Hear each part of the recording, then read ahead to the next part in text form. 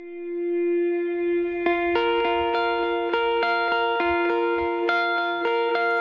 father came from Japan in 1905. He was 15 when he immigrated from Japan. He worked until he was able to actually build a store. Let me tell you a story in the form of a dream. I don't know why I have to tell it, but I know what it means. Close your eyes, just picture the scene as I paint it for you.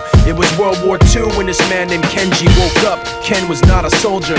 He was just a man with a family who owned a store in LA. That day, he crawled out of bed like he always did, bacon and eggs with wife and kids. He lived on the second floor of a little store he ran. He moved to LA from Japan, they called him immigrant. In Japanese, he'd say he was called Issei. That meant first generation in the United States, when everybody was afraid of the Germans, afraid of the Japs, but most of all afraid of a homeland attack. And that morning, when Ken went out on the doormat, his world went black, cause right there, front page news, 3 weeks before 1942, Pearl Harbor's been bombed and the Japs are coming. Pictures of soldiers dying and running.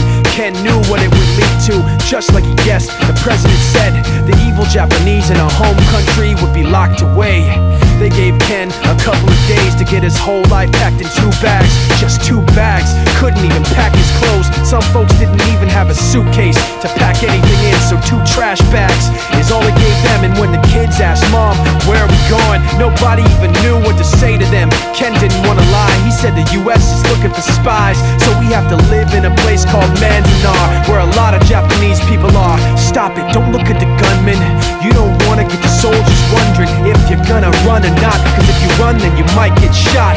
Other than that, try not to think about it. Try not to worry about it being so crowded, but someday we'll get out. Someday, someday.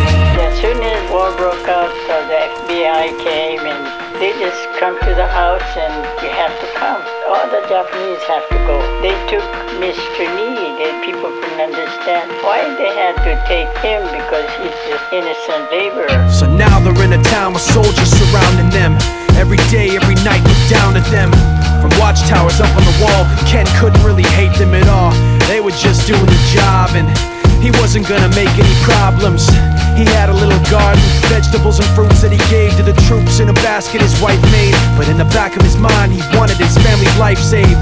Prisoners of war in their own damn country, what for?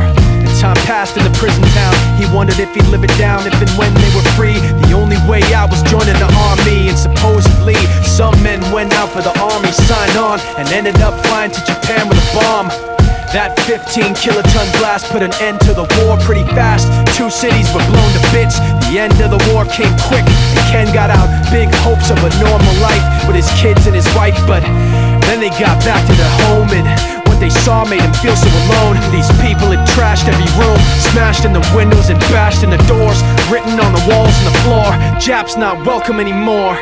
And Kenji dropped both of his bags at his sides and just stood outside. He looked at his wife without words to say. She looked back at him, wiping tears away, and said, someday we'll be okay, someday.